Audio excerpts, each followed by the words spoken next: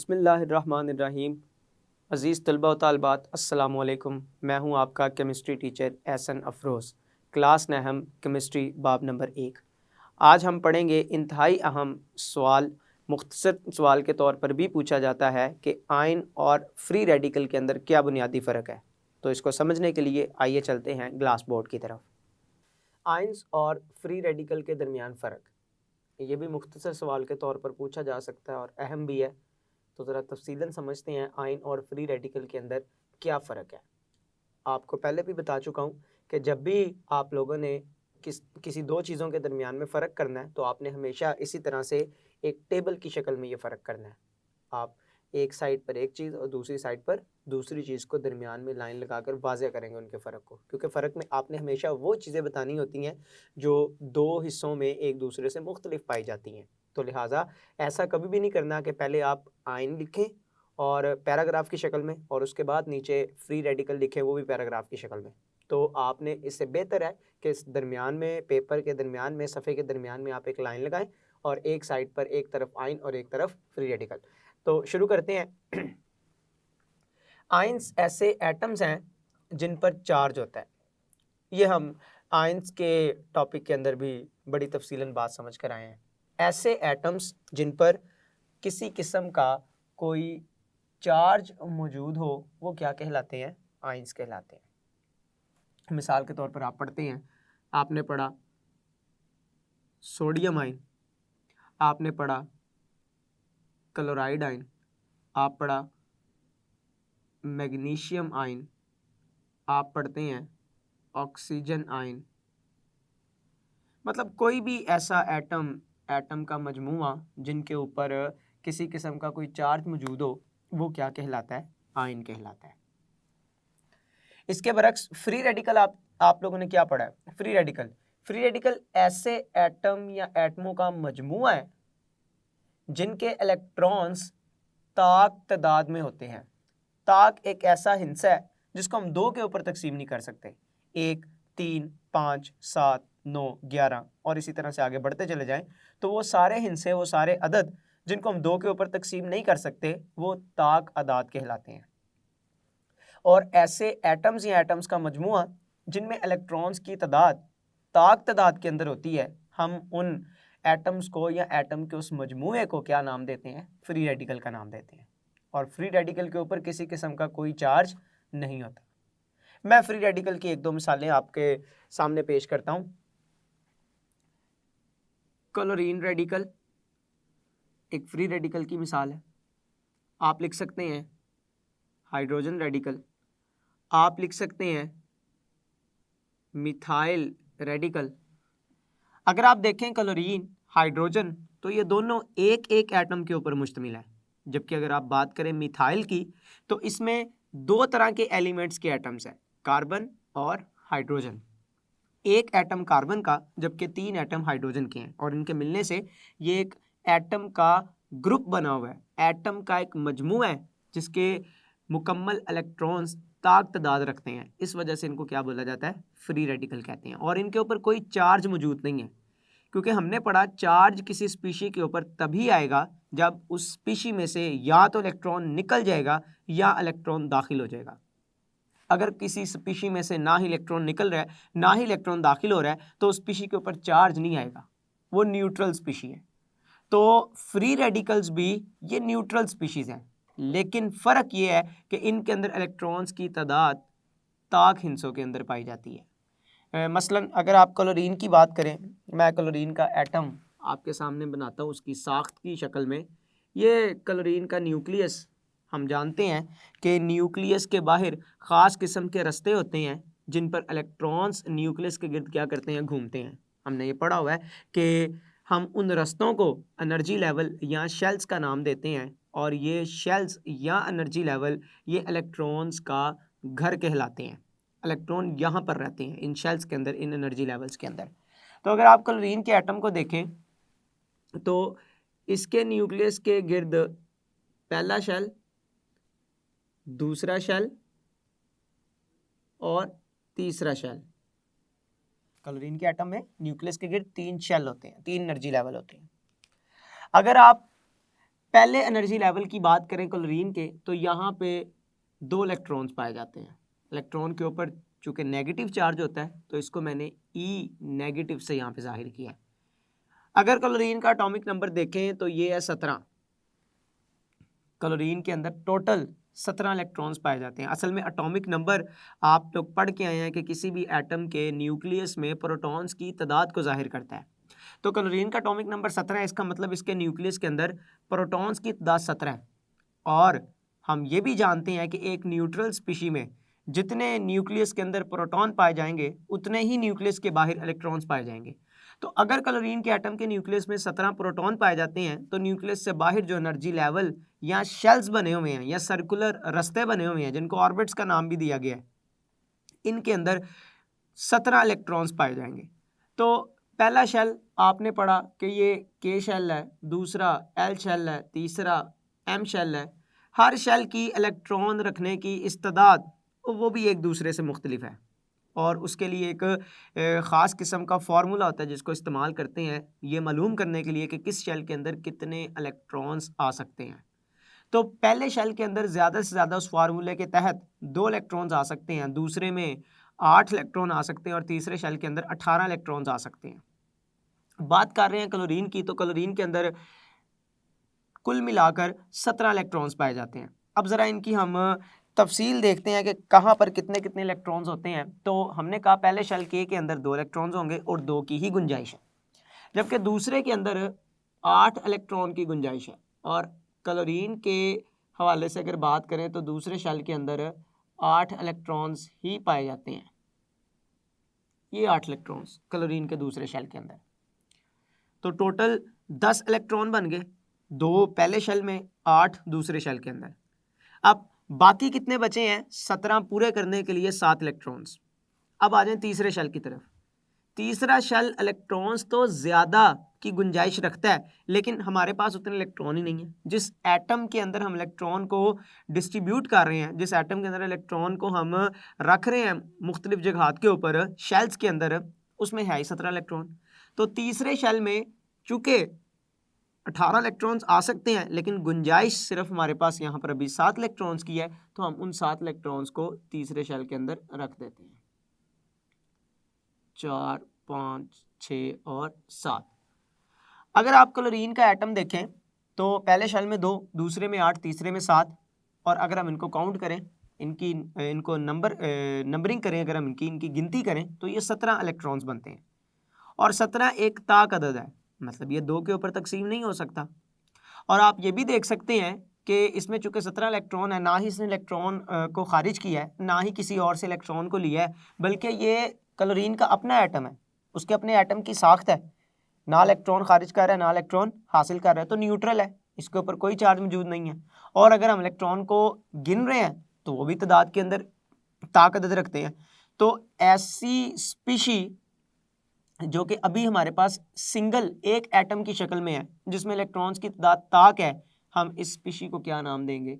इस स्पीशी को हम नाम देंगे, इस एटम को हम नाम देंगे किसका? फ्री रेडिकल का। ये तो अभी हमने एक मिसाल पढ़ी एक एटम के हवाले से, क्योंकि हमने यहाँ पर जो डेफिनेशन जो तारीफ पढ़ी है फ्री रेडिकल की, उसमें हमने पढ़ा है कि एटम या एटमों का मजमुआ। अभी हमने एटम के लिहाज से उसकी मिसाल को वाज़ह किया है यहाँ पे। आगे चलते हैं, एटमों का मजमुआ। अगर मैं मिथाइल की बात करूँ तो ये एटमों का मजमुआ है, ये एक एटम नहीं है। मिथाइल के अंदर 2 तरह के एलिमेंट्स के मुख्तलिफ एटम्स हैं, मतलब कार्बन है, 3 हाइड्रोजन है। अगर मैं इसकी साख्त बनाऊँ मिथाइल की, तो ये एक कार्बन और ये उसके साथ मुंसलिक 3 हाइड्रोजन, इस तरह से ये 3 हाइड्रोजन मौजूद है। मैं जानता हूं कार्बन एक नॉन मेटल, हाइड्रोजन भी एक नॉन मेटल। तो जब भी 2 नॉन मेटल्स एक दूसरे के करीब आती हैं तो उनके दरमियान में जो बॉन्ड बनता है वो कोवलेंट बॉन्ड बनता है। और कोवलेंट बॉन्ड ऐसा बॉन्ड है जो इलेक्ट्रॉन की शेयरिंग से बनता है। अगर हम कार्बन की कन्फिगरेशन देखें तो इसके आखिरी शेल में 4 इलेक्ट्रॉन्स पाए जाते हैं, जबकि टोटल इसके अंदर 6 इलेक्ट्रॉन्स है, इसका एटॉमिक नंबर 6 है। जबकि मैं सिर्फ आखिरी शेल की बात कर रहा हूँ जिसमें 4 इलेक्ट्रॉन्स पाए जाते हैं। उन 4 में से अगर मैं उन 4 इलेक्ट्रॉन्स को यहाँ पे जाहिर करूँ क्रॉस की मदद से, तो ये कार्बन के 4 इलेक्ट्रॉन्स हैं इस तरह से। अब 3 हाइड्रोजन ऐसे हैं जो कार्बन के साथ बॉन्ड बना रहे हैं। हाइड्रोजन के पास एक ही शेल होता है और उस शेल के अंदर एक ही इलेक्ट्रॉन है। हाइड्रोजन के इलेक्ट्रॉन को मैं एक नुक्ते की मदद से, एक डाट की मदद से यहाँ पे जाहिर कर रहा हूँ। तो ये दूसरा हाइड्रोजन, ये उसका एक इलेक्ट्रॉन, ये तीसरा हाइड्रोजन, ये उसका एक इलेक्ट्रॉन। अब अगर मैं सिर्फ आखिरी शेल के अंदर ही इलेक्ट्रॉन्स को गिन लूँ तो मुझे पता चल जाएगा कि इलेक्ट्रॉन्स की तादाद जो है ताक है या जुफ्त है, इसी से हमें पता चल जाएगा।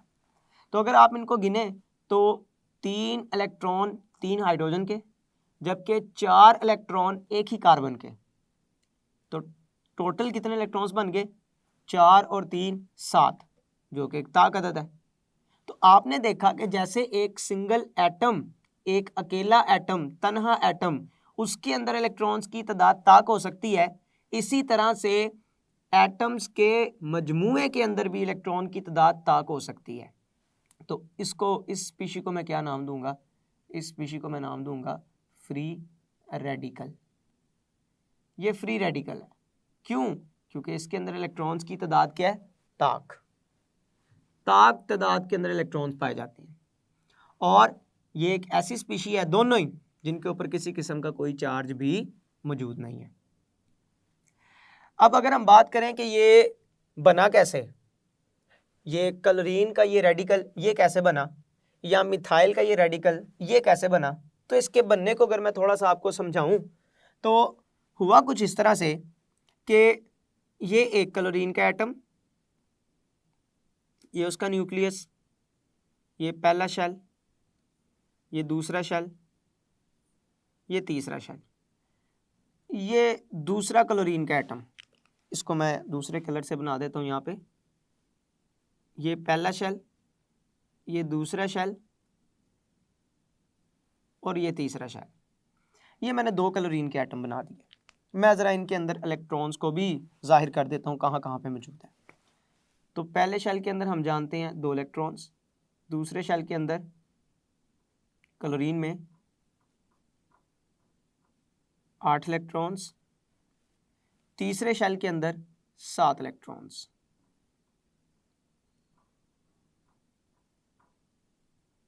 ये 7 इलेक्ट्रॉन। अब आते हैं दूसरे क्लोरीन एटम की तरफ।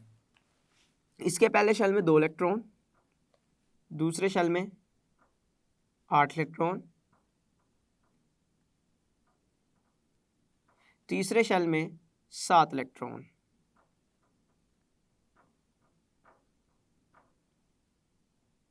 ये 7 इलेक्ट्रॉन। जब दोनों क्लोरीन एक दूसरे के करीब आते हैं तो दोनों के आखिरी शेल में एक एक इलेक्ट्रॉन की कमी है। अब एक एक कमी को पूरा करने के लिए इनकी कोशिश होती है कि किसी एटम से इलेक्ट्रॉन को ले लें। जब दोनों ही एटम क्लोरीन के हैं, दोनों नॉन मेटल हैं, जब नॉन मेटल एक दूसरे के करीब आएंगी, ना ये इलेक्ट्रॉन देगी क्योंकि ये भी इलेक्ट्रॉन लेने का रुझान रखती है, ना ये इलेक्ट्रॉन देगी, ये भी वही एटम है, ये भी इलेक्ट्रॉन लेने का रुझान रखता है। तो दोनों के दरमियान में एक बहस होगी और उस बहस का नतीजा ये निकलेगा कि दोनों एटम्स अपने अपने इलेक्ट्रॉन को शेयर कर लेंगे। जब इलेक्ट्रॉन शेयर हो जाएगा तो इस शेयरिंग के नतीजे में ये क्या बन जाएगा? दोनों के दरमियान एक बॉन्ड बन जाएगा, जिसमें एक इलेक्ट्रॉन एक क्लोरीन का था, 7वें में से एक इलेक्ट्रॉन, और इधर भी 7वें में से एक इलेक्ट्रॉन दूसरी क्लोरीन का था। इस शेयरिंग के नतीजे में ये बॉन्ड बन जाएगा। अब होगा क्या? अब ये मॉलिक्यूल बन चुका है क्लोरीन का, जिसको मैं इस तरह से लिख सकता हूँ, ये बन चुका है क्लोरीन का मॉलिक्यूल, और ये एक मुस्तहकम है, ये क़याम पज़ीर मॉलिक्यूल है। अब अगर इस मॉलिक्यूल के ऊपर मैं एक हाई एनर्जी वाली रेडिएशन गिराता हूँ, सूरज की रोशनी जैसे कि, जिसकी एनर्जी बहुत ज़्यादा हो, अगर वो इसके ऊपर गिरती है, जिसको मैं H न्यू लिखता हूँ, जब हाई एनर्जी वाली रेडिएशन इस मॉलिक्यूल के ऊपर गिरेगी तो असल में ये क्या काम करेगी? ये 2 क्लोरीन के दरमियान में ये जो बना हुआ बॉन्ड है ना, इसको तोड़ने की कोशिश करेगी। जब ये बॉन्ड टूटेगा, बॉन्ड टूटने से मुराद ये है कि इस क्लोरीन का जो इलेक्ट्रॉन शेयरिंग कर रहा था दूसरे के साथ, वो इसके पास वापस आ जाएगा, वो इस क्लोरीन के पास वापस आ जाएगा। इसी तरह से इस क्लोरीन का ये इलेक्ट्रॉन जो शेयरिंग कर रहा था वो इस क्लोरीन के पास वापस चला जाएगा। तो इस तरह से ये जो तकसीम हुई है इस बॉन्ड के टूटने से, इस एनर्जी की वजह से, बॉन्ड के टूटने से इलेक्ट्रॉन्स की जो तकसीम हुई है वो मसावी तकसीम हुई है। मतलब बॉन्ड टूटा और बॉन्ड के टूटने से जो 2 इलेक्ट्रॉन थे उनमें से एक एटम की तरफ चला गया, दूसरा दूसरे एटम की तरफ चला गया। इसको कहते हैं होमोलाइसिस। इस अमल को क्या नाम दिया जाता है? होमोलाइसिस। होमो मतलब एक जैसा, लाइसिस मतलब टूटना। तो एक जैसी तोड़ फोड़ हुई है इस बॉन्ड के अंदर, जिसकी वजह से एक इलेक्ट्रॉन इधर और एक ही इलेक्ट्रॉन इस तरफ। अब जब ये क्लोरीन अलहदा हो गया, ये क्लोरीन अलहदा हो गया, चार्ज नहीं किसी पे आया, किसी ने इलेक्ट्रॉन दूसरे से लिया या दूसरे को दिया नहीं है, बल्कि अपना अपना इलेक्ट्रॉन ही वापस ले लिया है इस एनर्जी की वजह से। तो इस क्लोरीन की भी अब हालत कुछ ऐसे अकेले क्लोरीन जैसी हो चुकी है, दूसरे क्लोरीन की भी हालत इस अकेले क्लोरीन जैसी हो चुकी है। तो जब ये क्लोरीन का मॉलिक्यूल टूटेगा, इस टूटने की वजह से 2 क्लोरीन के क्या बन जाएंगे? फ्री रेडिकल्स बन जाएंगे। तो ये है रेडिकल का बनना कि कैसे बनते हैं। तो रेडिकल कैसे बना? जब हम उसको क्या देते हैं? एनर्जी। और जब एनर्जी देंगे तो एनर्जी देने की वजह से उस मॉलिक्यूल के अंदर पाए जाने वाले दोनों एटम्स एक दूसरे से अलहदा हो जाएंगे। जब एटम्स अलहदा होंगे मसावी तकसीम की बिना पर, तो उनके अंदर इलेक्ट्रॉन्स वापस ताक अदद के अंदर रह जाएंगे और वो किस में तब्दील हो जाएगा? फ्री रेडिकल के अंदर। अब इस फ्री रेडिकल की कोशिश है कि ये खुद को वापस क़याम पजीर हालत में ला सके। तो लाने के लिए ये बड़ी तेज़ी के साथ क्या करेगा? रिएक्शन जाहिर करेगा। रिएक्टिविटी उतनी ही तेज़ी के साथ ये जाहिर करने की कोशिश करेगा। आगे चलते हैं। जो आयन है ये सोल्यूशन या क्रिस्टल लेटिस में रह सकते हैं। आयन की मैं बात कर रहा हूँ, ये सोल्यूशन की हालत में भी पाए जाते हैं और क्रिस्टल लेटिस की हालत में भी पाए जाते हैं। मतलब मिसाल के तौर पे मेरे पास, मैं अगर सोडियम क्लोराइड के क्रिस्टल की बात करता हूँ तो सोडियम क्लोराइड का क्रिस्टल क्यूबिक शक्ल का होता है। ये क्यूबिक शक्ल है सोडियम क्लोराइड के क्रिस्टल की। अगर आप इस क्यूब के कोने देखें तो 8 कोने बनते हैं इस क्यूब के। मैं वो कोने जाहिर कर देता हूँ, कौन कौन से 8 कोने बनते हैं इस क्यूब के। पहले नंबर पर ये कोना, दूसरा, तीसरा, चौथा, पांचवा, छठा, सातवां और आठवां। एक क्यूबिक शक्ल के 8 कोने होते हैं। सोडियम क्लोराइड के क्रिस्टल के अंदर, क्योंकि ये सहतरफी क्रिस्टल लेटिस की शक्ल में पाया जाता है, एक आयनिक कंपाउंड है, तो इसके क्रिस्टल के अंदर जिस क्रिस्टल की शक्ल क्यूबिक है, क्यूबिक शक्ल रखता है ये। और क्यूबिक शक्ल ऐसी शक्ल है जिसके कितने कोने होते हैं? 8 कोने। और जिसके कितनी साइड्स होती हैं? 6 साइड्स होती हैं, 6 जानिबें होती हैं, एक क्यूबिक शक्ल के अंदर पाई जाती हैं। जैसे जिस कमरे के अंदर आप बैठे हैं, अगर आप उस कमरे के इर्द गिर्द देखें तो 4 दीवारें, एक छत, एक फर्श, तो ये 6 साइड्स बन गई। बिल्कुल इसी तरह से क्यूबिक शक्ल में भी इसी तरह की 6 जानिबें पाई जाती हैं, 8 कोने पाए जाते हैं। तो हर कोने के ऊपर क्लोराइड आयन मौजूद होता है। अब कितने क्लोराइड होते हैं इस बहस के अंदर नहीं हम जा रहे, हम सिर्फ समझना चाह रहे हैं कि जो आयन होते हैं ये क्रिस्टल लेटिस की हालत में रह सकते हैं, सॉल्यूशन की हालत में भी रह सकते हैं, क्रिस्टल लेटिस की हालत में भी रह सकते हैं। तो ये मैं क्रिस्टल लेटिस बना के थोड़ा सा आपको बता रहा हूँ। तो 8 कोने और साइड्स, जो कोने होते हैं वहाँ पे क्लोराइड पाए जाते हैं, जबकि जो साइड्स होती हैं उन साइड्स के अंदर, जैसे ये ऊपर वाली, मतलब आप इसको इस तरह से फर्ज कर लें कि आपके घर की जो छत है बिल्कुल दरमियान में पंखा लगा हुआ है, जहाँ पे पंखा लगा हुआ है ना, वो फर्ज कर लें वो एक साइड है, वहाँ पे सोडियम लगा हुआ है। क्या लगा हुआ है? सोडियम का एटम। इसी तरह से जो चारों दीवारें हैं, चारों दीवारों के बिल्कुल दरमियान के अंदर एक एक सोडियम मौजूद है। चारों दीवारों के दरमियान में एक एक सोडियम मौजूद है। और इसी तरह से आपका जो फर्श है कमरे का, उसके भी बिल्कुल दरमियान में एक सोडियम मौजूद है। तो ये इस तरह से 6 साइड्स जिनके ऊपर ये सोडियम मौजूद होंगे और साथ ही साथ 8 कोने जहाँ पे सोडियम पाया जाएगा। और आपके कमरे का बिल्कुल दरमियान, आप इसको इस तरह से फर्ज कर सकते हैं कि जहाँ मैं इस वक्त खड़ा हूँ, ये एक कमरा है और इस कमरे का ये इस जगह के ऊपर ये जो हवा है यहाँ पे, ये बिल्कुल दरमियान बनता है इस कमरे का। तो एक एटम सोडियम का यहाँ भी मौजूद होता है, बिल्कुल दरमियान के अंदर, पूरे कमरे के बिल्कुल दरमियान, किसी दीवार के साथ नहीं, छत या फर्श के साथ नहीं, बिल्कुल हवा दरमियान के अंदर, वहाँ पे भी एक सोडियम का एटम पाया जाता है। तो ये एक क्रिस्टल जिसकी एक ख़ास किस्म की शक्ल है, और इसको बनाने के लिए आप देख सकते हैं कि सोडियम और क्लोराइड कैसे कैसे मुनज़्ज़म है अपनी अपनी मखसूस जगह के ऊपर और ख़ास फासलों के साथ मौजूद है। तो क्रिस्टल लेटिस की शक्ल में आयन रह सकते हैं, जैसे आपने देखा सोडियम और क्लोराइड आयन कैसे एक क्रिस्टल बना रहे हैं। ये सोल्यूशन की हालत में भी पाए जाते हैं। आप पढ़ते हैं कि हमारे पास एक इलेक्ट्रोलिटिक सेल होता है, उस इलेक्ट्रोलिटिक सेल के अंदर दो मेटल के रॉड होते हैं, उन दो मेटल के रॉड को हम एक इलेक्ट्रोलाइट के सोल्यूशन के अंदर डुबो देते हैं, दोनों मेटल के इलेक्ट्रोड्स को बैटरी के साथ जोड़ दिया जाता है, एक को बैटरी के पॉजिटिव टर्मिनल के साथ, एक को नेगेटिव के साथ।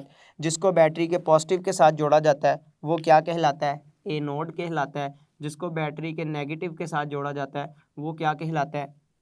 कैथोड कहलाता है।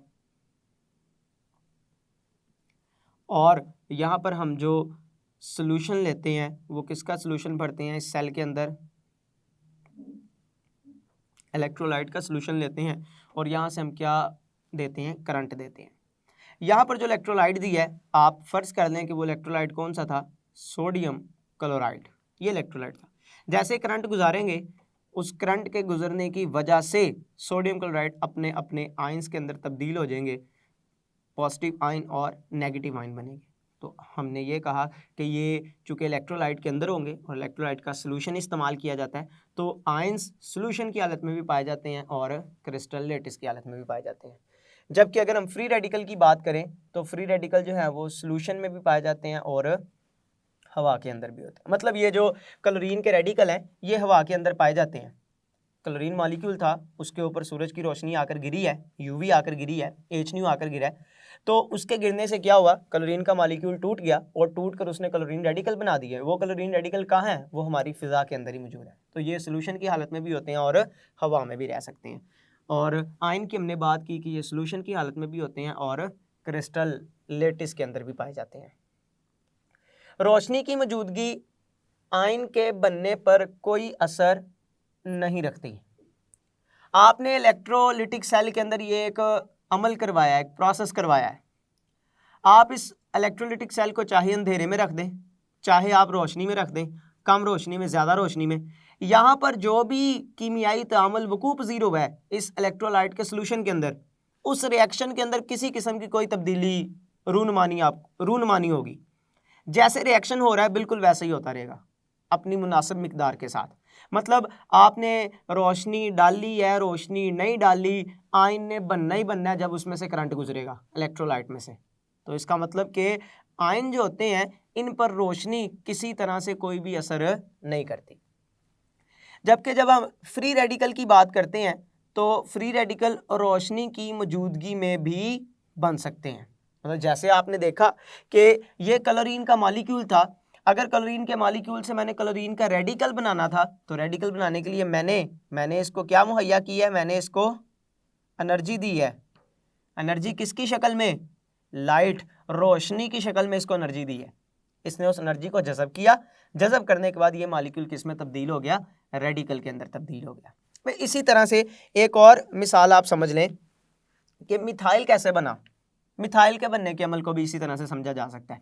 आपके पास ये था कार्बन, इस कार्बन के साथ 4 हाइड्रोजन मौजूद थे और ये कार्बन 4 हाइड्रोजन के साथ मिलकर एक मॉलिक्यूल बना रहा था और इस मॉलिक्यूल का नाम क्या था? मीथेन। अगर आप इस मीथेन की साख्त को और इलेक्ट्रॉन्स को देखें तो कार्बन के आखिरी शेल के अंदर 4 इलेक्ट्रॉन्स, ये मैंने वो 4 इलेक्ट्रॉन्स क्रॉस की मदद से जाहिर कर दिया। जबकि हाइड्रोजन के पास एक एक इलेक्ट्रॉन, ये मैंने एक एक इलेक्ट्रॉन हाइड्रोजन का एक छोटे डॉट की मदद से जाहिर कर दिया, डॉट की मदद से। अब ये 4 बॉन्ड बने हुए हैं। अब अगर मैं इसके ऊपर रोशनी डालता हूँ, रोशनी से मुराद है HNU, अगर मैंने इसके ऊपर रोशनी डाली है तो रोशनी की जो एनर्जी होगी वो एनर्जी क्या करेगी? यहाँ से इस बॉन्ड को तोड़ देगी। जब तोड़ेगी तो ये इलेक्ट्रॉन हाइड्रोजन के पास, ये इलेक्ट्रॉन कार्बन के पास, मतलब मसावी तकसीम होगी, इसका इलेक्ट्रॉन इसके पास, इसका इलेक्ट्रॉन इसके पास, जिसके नतीजे में क्या होगा, ये कार्बन के साथ सिर्फ 3 हाइड्रोजन रह जाएंगे। तीनों हाइड्रोजन जो है वो इलेक्ट्रॉन का पेयर रख रहे हैं, कार्बन के साथ तीनों हाइड्रोजन इलेक्ट्रॉन का पेयर रखते हैं, जबकि जो जहां से तकसीम हुई है बॉन्ड की, वहां से कार्बन के पास एक इलेक्ट्रॉन अब वैसे ही पड़ा रहेगा, ये किसी दूसरे के साथ अब पेयर नहीं बना रहा, शेयरिंग नहीं कर रहा। तो मैं इसको लिख लूंगा कि CH3 और कार्बन तीनों हाइड्रोजन के साथ इलेक्ट्रॉन का पेयर रखता है, जबकि ये इलेक्ट्रॉन कार्बन के पास वैसे ही उसका मौजूद है, अब ये इसके पास इलेक्ट्रॉन की तादाद चूंकि ताक हो चुकी है तो ये क्या बन चुका है, फ्री रेडिकल। इसी तरह से हाइड्रोजन ने भी अपना इलेक्ट्रॉन ले लिया और हाइड्रोजन ने भी अपना इलेक्ट्रॉन लेकर क्या कर लिया, रेडिकल में तब्दील हो गया, फ्री रेडिकल के अंदर। तो आप देख सकते हैं कि इस न्यूट्रल मॉलिक्यूल से फ्री रेडिकल बनने के लिए किसकी ज़रूरत पड़ी है, रोशनी की। इसका मतलब कि जो रोशनी की मौजूदगी है ये असर अंदाज करती है फ्री रेडिकल के बनने के ऊपर। तो रोशनी की मौजूदगी में ये बन सकते हैं फ्री रेडिकल, जबकि आयन रोशनी की मौजूदगी में नहीं बन सकता। अजीज़ तलबा तालबात, तो आज के लेक्चर में आपने बड़ी तफसील के साथ आयन और फ्री रेडिकल के अंदर फ़र्क को समझा और मैंने काफ़ी तफसीलन इसकी मिसालों के साथ इन दोनों में फ़र्क को वाज़ह करने की कोशिश भी की। मैं उम्मीद करता हूँ आज का लेक्चर आपको बखूबी समझ आया होगा, आप इसको अच्छी तरह से याद भी करेंगे। अल्लाह आपका हामी व नासिर है। अस्सलामु अलैकुम।